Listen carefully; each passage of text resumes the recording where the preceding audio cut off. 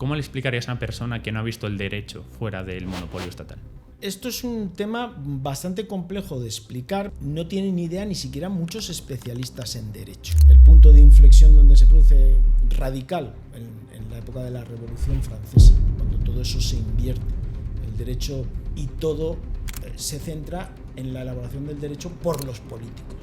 El Estado, al tener el monopolio de la violencia, puede hacer y asegurarse de que se imparta el derecho por ley. Pero no se me ocurre cómo de manera privada se podría hacer. Si tú haces un análisis histórico te das cuenta de que era así como funcionaba.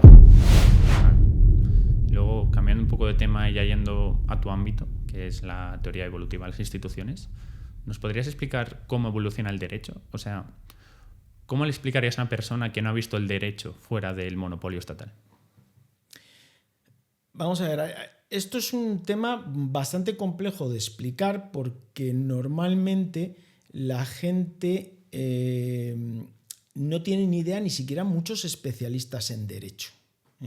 Es una cosa que choca cuando yo, por ejemplo, doy clases de derecho, choca mucho a los alumnos porque dicen, es que a mí eso no me lo habían explicado así, es que yo no tenía ni idea de que el derecho en su origen era eso que me estás diciendo. Porque si tú les preguntas, por ejemplo, a un alumno de derecho qué entiende por ejemplo, por ley o por norma en general, pero bueno, por ley, y te dice que toda norma con rango de ley que emanada del Parlamento.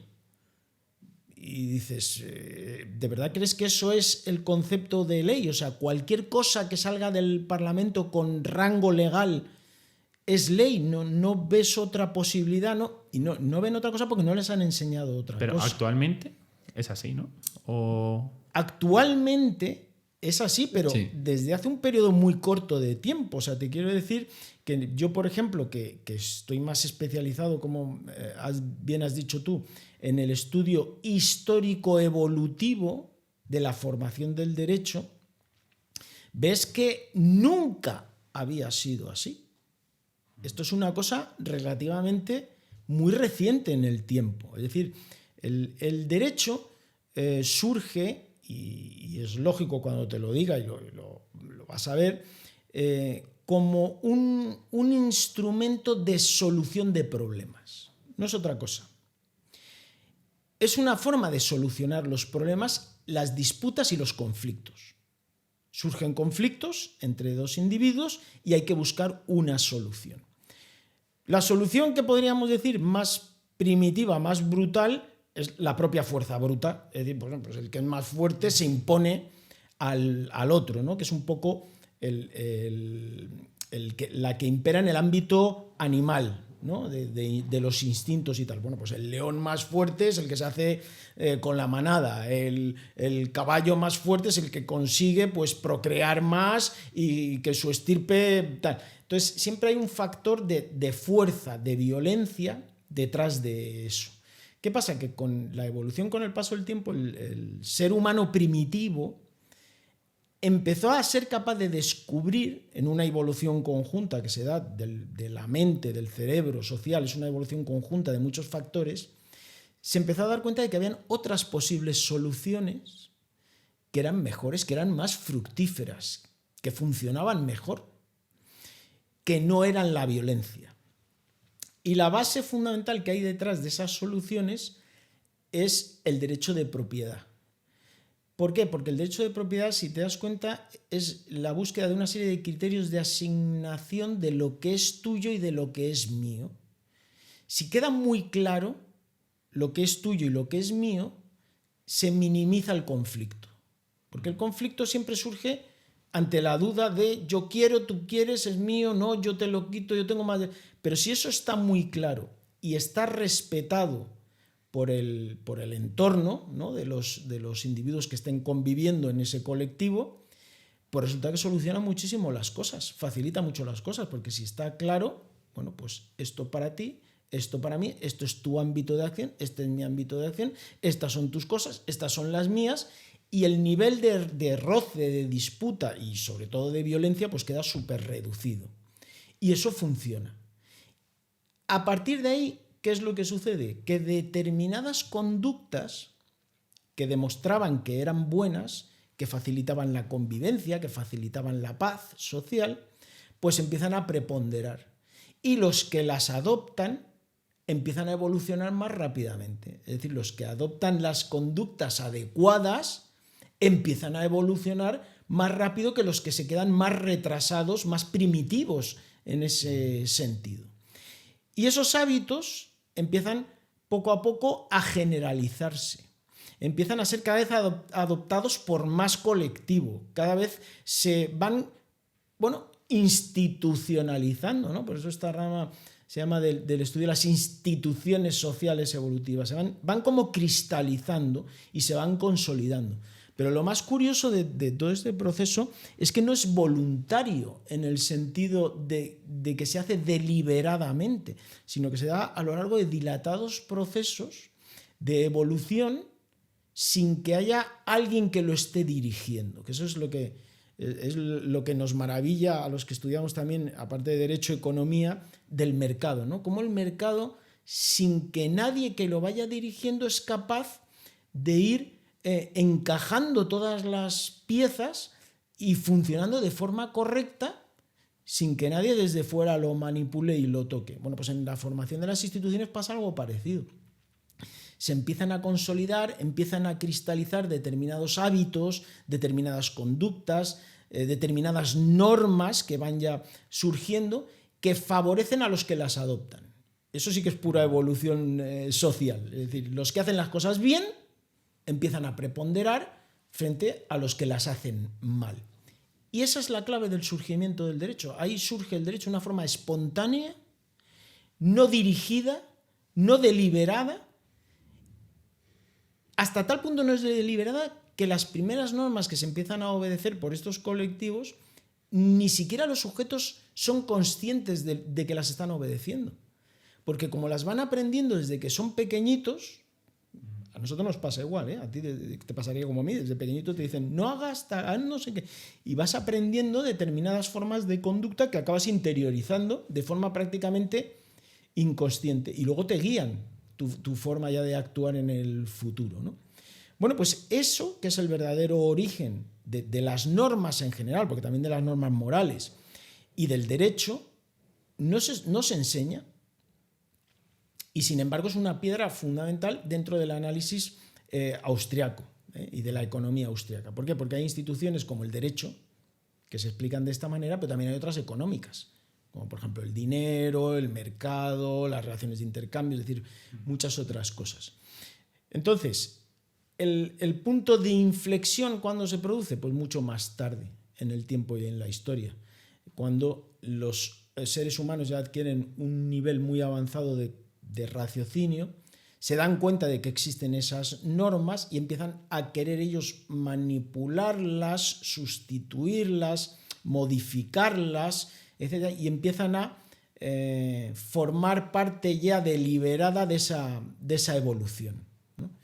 El punto de inflexión donde se produce radical en la época de la Revolución Francesa, cuando todo eso se invierte. El derecho, la costumbre, el derecho consuetudinario, es decir, el derecho histórico tal, prácticamente desaparece y se produce eso que hemos dicho antes.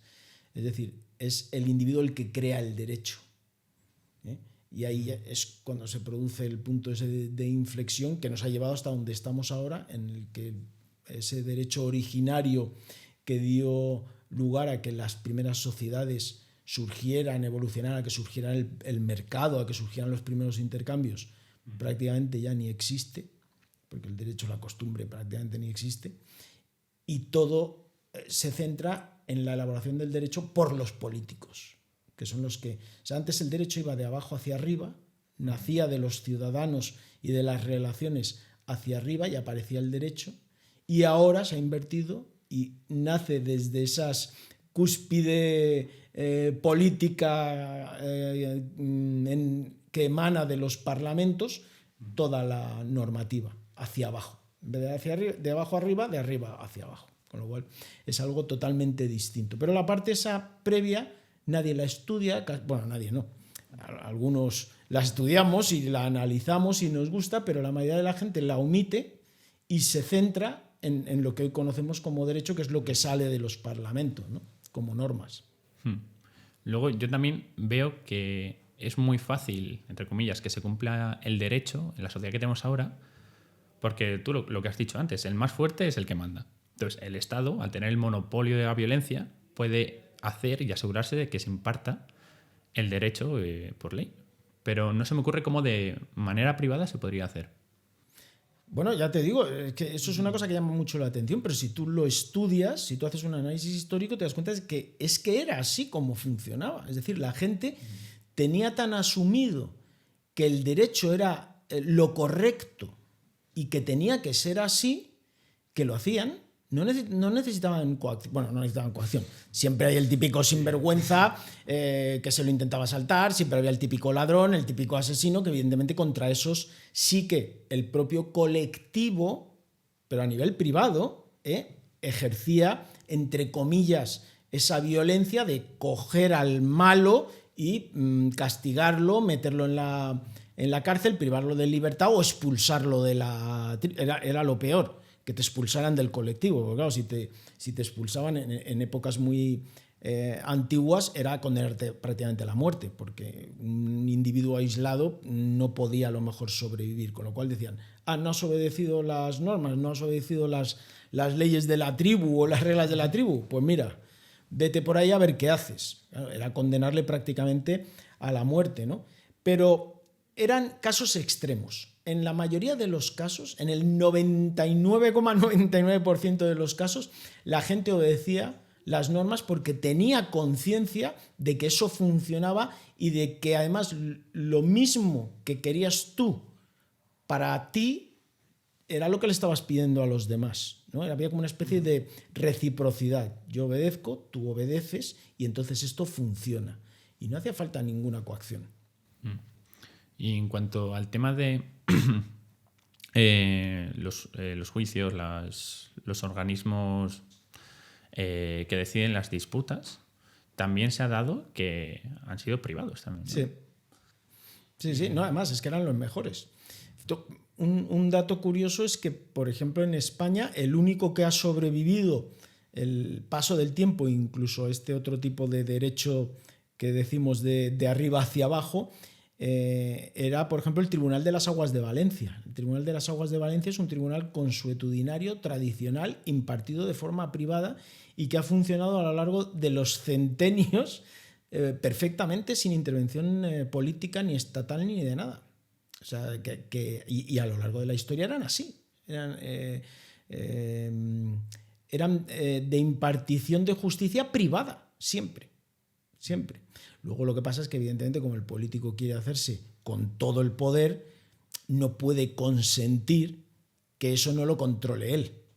Y entonces acaba invadiendo esos ámbitos privados para fagocitarlos y monopolizarlos, que es lo que decías tú. Al final el monopolio es siempre monopolio del sector público, es estatal, siempre. ¿Por qué? Pues porque se lo queda para él poder controlar e imponer su fuerza y sus criterios al resto de los ciudadanos. Y lo hace y lo ha hecho a lo largo de la historia con todo, con todas las instituciones. Por ejemplo, el dinero, ¿no? El dinero es una institución también evolutiva que en su momento tuvo todo este proceso que hemos dicho, pero que llega un momento, el Estado dice, no, yo lo monopolizo y dinero va a ser lo que yo diga. Y ley la monopolizo y las leyes van a ser lo que yo diga desde los parlamentos. Y el control de las normas también lo monopolizo. Ya no van a ser tribunales arbitrales o tribunales privados, va a ser los jueces que son funcionarios públicos. Y así sucesivamente. Va haciendo con todo. O sea, que no es una cosa tampoco que nos tenga que llamar la atención porque...